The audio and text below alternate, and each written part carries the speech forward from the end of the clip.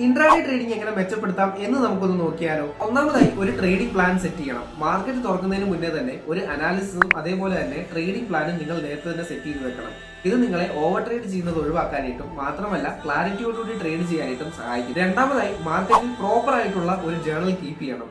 എല്ലാ ദിവസവും കൃത്യമായിട്ടുള്ള ഒരു ജേർണൽ കീപ്പ് ചെയ്യുകയാണെന്നുണ്ടെങ്കിൽ മാർക്കറ്റിൽ നിങ്ങൾ എന്താണ് തെറ്റായിട്ട് ചെയ്തത്, എന്ത് നിങ്ങൾ ശരിയായിട്ട് ചെയ്തു, എവിടെയൊക്കെ നിങ്ങൾക്ക് ഇംപ്രൂവ് ചെയ്യാൻ വേണ്ടി പറ്റും എന്നുള്ളത് നിങ്ങൾക്ക് മനസ്സിലാക്കാൻ വേണ്ടി പറ്റും. മൂന്നാമതായി ട്രേഡിംഗിൽ ഒരു ഡിസിപ്ലിൻഡ് അപ്രോച്ച് പാലിക്കേണ്ടത് എപ്പോഴും നിർബന്ധമായിട്ടുള്ള ഒരു കാര്യമാണ്. നിങ്ങളുടെ ഇമോഷൻ നിങ്ങൾ നല്ല രീതിയിൽ തന്നെ മെയിൻറ്റെയിൻ ചെയ്ത് മുന്നോട്ട് നീങ്ങിയാൽ മാത്രമേ ട്രേഡിംഗിൽ നിങ്ങൾക്ക് നല്ല രീതിയിൽ മുന്നോട്ട് നീങ്ങാൻ വേണ്ടി പറ്റും. നാലാമതായി പ്രോപ്പർ ആയിട്ടുള്ള റിസ്ക് മാനേജ്മെന്റും അതേപോലെ തന്നെ മണി മാനേജ്മെന്റും കീപ്പ് ചെയ്യുക. കൃത്യമായിട്ടുള്ള റിസ്ക് റിവാർഡ് റേഷ്യോ നിങ്ങൾക്ക് കീപ്പ് ചെയ്യാൻ പറ്റുന്നില്ല എന്നുണ്ടെങ്കിൽ ഒരിക്കലും നിങ്ങൾക്ക് ട്രേഡിംഗിൽ മുന്നേറാൻ വേണ്ടി പറ്റത്തില്ല.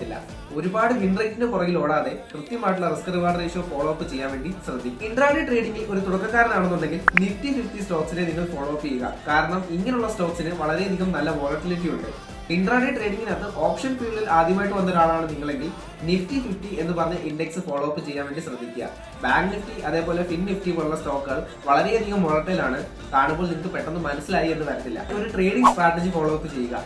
ട്രേഡിംഗ് സ്ട്രാറ്റജി ഫോളോ അപ്പ് ചെയ്യുക എന്ന് പറഞ്ഞ് ഉദ്ദേശിക്കുന്നത് ഒരിക്കലും ഒരു സ്ട്രാറ്റജിനെ തന്നെ ബ്ലൈൻഡ്ലി നമ്മൾ വിശ്വസിച്ച് അതിനെ തന്നെ മുന്നോട്ട് കൊണ്ടുപോകുക എന്നുള്ളതല്ല.